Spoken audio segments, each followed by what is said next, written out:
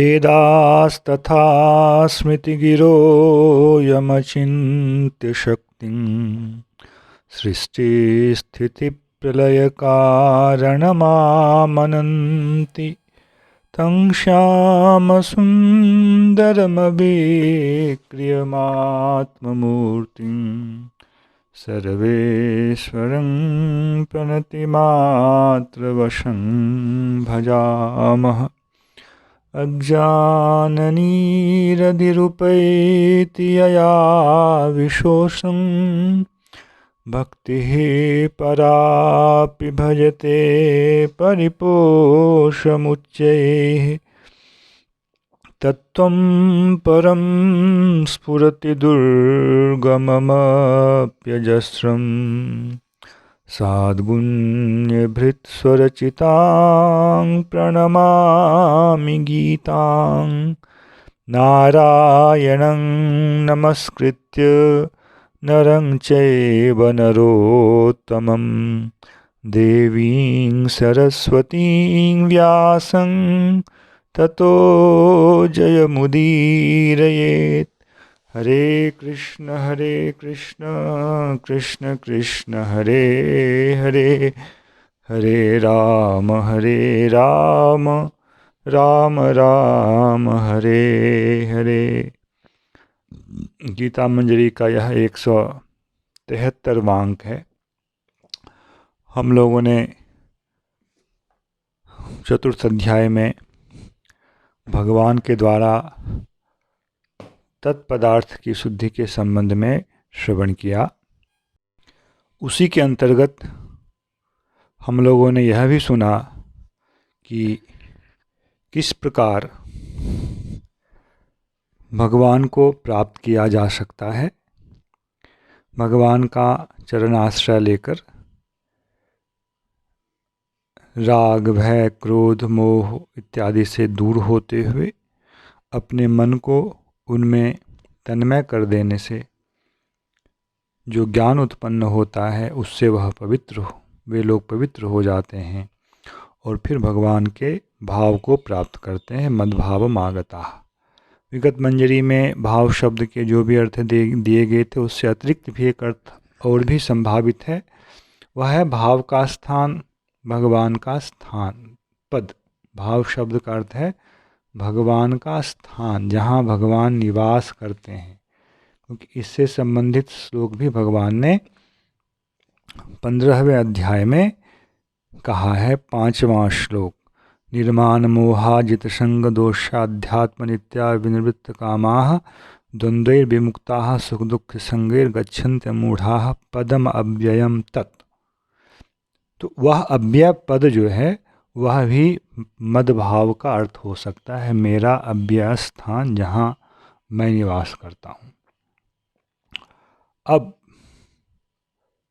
भगवान को शरणागति के द्वारा भगवान के चरणों में मन को आविष्ट कर और विरोधी भगवत प्राप्ति के विरोधी काम क्रोध लोभ इत्यादि का परित्याग कर प्राप्त किया जा सकता है, ऐसा भगवान ने कहा। अब आगे भगवान यह कह रहे हैं कि कर्म योग, ज्ञान योग और वर्तमान में जो 10वें श्लोक में कहा यह भक्ति योग, इस सब के द्वारा प्राप्य मैं ही हूँ। किंतु इस विषय में थोड़ा कुछ न कुछ तारतम्य होता है। कौन व्यक्ति किस साधन के द्वारा आया है इसके अनुसार उसके फल में तनिक भेद होता है। ये यथा मां प्रपद्यन्ते तांस्तथैव भजाम्यहम् मम वर्त्मानुवर्तन्ते मनुष्याः पार्थ सर्वशः। ये यथा माम प्रपद्यन्ते, प्रपद्य शब्द का अर्थ होता है प्रपन्न होना, शरणागत होना। भगवान कह रहे हैं ये यथा प्रपद्यन्ते, जिस प्रकार से शरणागत होते हैं, तांग उन लोगों को, तथैव भजाम्यहम् मैं उसी प्रकार जैसी भावना शरणागत की है, शरणागति लेने के समय जैसी उसकी भावना है, उसके अनुरूप ही मैं भी उसका भजन करता हूँ, सेवन करता हूँ, मतलब उसको फल प्रदान करता हूँ। मम वर्त्म अनुवर्तन्ते मनुष्याः पार्थ सर्वशः। हे पार्थ, मनुष्य हर प्रकार से मेरे ही वर्तमर्थात पथ का अनुसरण करता है। पहले श्लोक में प्रपद्य शब्द जो है, प्रपद्यन्ते, यह शरणागत भक्तों को ही लक्ष्य किया जा रहा है मुख्य रूप से, किंतु कर्मयोगी, ज्ञान योगी, अष्टांग योगी, ये लोग भी भगवान के शरणागत होते हैं, किंतु इन लोगों का शरणागत होना किसी फल विशेष के उद्देश्य से है। सांसारिक फल तो नहीं, किंतु मोक्ष रूपी फल के उद्देश्य से ये लोग ईश्वर के प्रति शरणागत होते हैं। यह थोड़ा सा गूढ़ विषय है। गीता दूसरे अध्याय के अंत में ब्राह्मी स्थिति की बात आई थी और वहाँ ब्रह्म निर्वाण की बात कही गई थी। जो लोग ब्राह्मी स्थिति को प्राप्त कर लेते हैं वे लोग अंतकाल में ब्रह्म निर्वाण को प्राप्त करते हैं, ऐसा भाव दिया था। ब्रह्म निर्वाण को प्राप्त करना और मदभाव मागता, वस्तु की दृष्टि से एक ही वस्तु को प्राप्त करने पर भी फल, रसास्वादन, इन सब दृष्टिकोणों से यहाँ भेद हो जाता है। तो विभिन्न प्रकार के जो मार्ग भगवत प्राप्ति के लिए कहे गए हैं, उन सब का फल एक समान नहीं होता है। जो जैसी भावना से आता है भगवान उसको वैसा फल देते हैं। जो भक्त होते हैं वे केवल भक्ति की ही भावना करते हैं, उनको कोई फल नहीं चाहिए।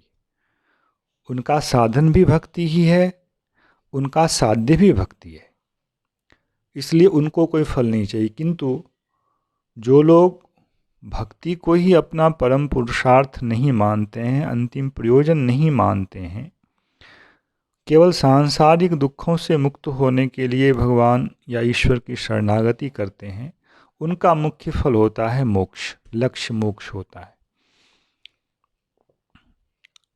जो लोग भगवान के जन्म कर्म को दिव्य मानते हैं किंतु इनके प्रति उनका आकर्षण नहीं है, उनको तो भगवान मोक्ष रूपी फल दे देते हैं। किंतु जो लोग भगवान के जन्म कर्म को दिव्य नहीं मानते हैं, माइक मानते हैं, भगवान उसे मोक्ष रूपी फल भी नहीं देते हैं, ऐसा विश्वनाथ चक्रवर्ती ठाकुर का भाव है। मम वर्त्म अनुवर्तन्ते मनुष्याः पार्थ सर्वशः। कोई असुर भी है तो वह भी भगवान के प्रति कोई भाव तो रख ही रहा है, विद्रोह का ही भाव रखता है, तो भी भगवान वहाँ भी विचित्र विचित्र प्रकार का फल उन लोगों को प्रदान करते हैं। यही दूसरी पंक्ति में भाव दिया गया है। यह विषय बहुत स्पष्ट यहाँ नहीं है असुरों के विषय में, किंतु श्लोक में मनुष्य मात्र जब कहा दूसरी पंक्ति में, तो उसमें ऐसे लोगों का भी संग्रह हो जाएगा जो भगवान के शरीर को माइक मानते हैं, जो लोग मतलब ज्ञानी होकर, शास्त्रीय होकर के भी माइक मानते हैं, क्योंकि उनके हृदय में वैसा ज्ञान स्फुरित नहीं किया गया। कुछ लोग भगवान को केवल मनुष्य मानते हैं, कुछ लोग विशेष मनुष्य मानते हैं। तो जो जिस प्रकार की भावना रखेगा उसको उस प्रकार का फल भगवान देंगे। किंतु पहली पंक्ति में विशेष रूप से भजामी शब्द है, प्रपद्यन्ते है, तो वह एक विशिष्ट अर्थ रखता है। दूसरी पंक्ति में सबका ही संग्रह किया गया है। तीसरे अध्याय में जब कर्मयोग की बात भगवान ने प्रारंभ की थी तो उसमें सबसे पहले अधिकारी को भगवान ने कहा था कि वे इस प्रकार से देवताओं का भजन करें, उनको अपने यज्ञ का समर्पण करें, देवता उन्हें फल देंगे, फिर वह फल जो है पाप से युक्त नहीं होगा। इस पथ का सबको अनुवर्तन करना चाहिए। ये सब विषय तीसरे अध्याय के 9वें श्लोक से लेकर 16वें श्लोक के बीच कहा गया था। उन विषयों का पुनः भगवान यहाँ संग्रह करते हुए कह रहे हैं, कांक्षन्तः कर्मणां सिद्धिं यजन्त इह देवताः क्षिप्रं हि मानुषे लोके सिद्धिर्भवति कर्मजाः। प्रसंग तो यहाँ मुख्य रूप से आया माम उपाश्रिताः, जो मेरे शरणागत हैं, ये माम प्रपद्यन्ते, जो मेरी शरण में आते हैं। किंतु सब लोग तो भगवान की शरण में नहीं जाते हैं। वैसे लोगों का क्या होता है, क्यों नहीं आते हैं शरण में, इसका संकेत भगवान यहाँ दे रहे हैं। कांक्षन्तः कर्मणां सिद्धिं यजन्त इह देवताः। कर्म की सिद्धि, वैदिक मार्ग पर चलते हुए ही अपने कर्म की सिद्धि की इच्छा करते हुए, आकांक्षा करते हुए बहुत सारे लोग जो हैं देवताओं की आराधना करते हैं। क्यों? सांसारिक कामनाओं में इतना अधिक उनका अनुराग है, देहाभिमान इतना प्रबल है, तत्त्वम और इदम, इन तीन पदार्थों के संबंध में कोई ज्ञान नहीं है अथवा उसके प्रति कोई आदर नहीं है। ऐसे लोग भोग वासना के प्रबल होने के कारण केवल सांसारिक भोगों को ही चाहते हैं, धर्म के पथ से ही, किंतु उनकी अभिलाषा सांसारिक भोगों के संग्रह की होती है। इसलिए वो चाहते हैं हमें जल्दी से कर्म का फल मिल जाए। योग पथ थोड़ा अधिक समय मांगता है।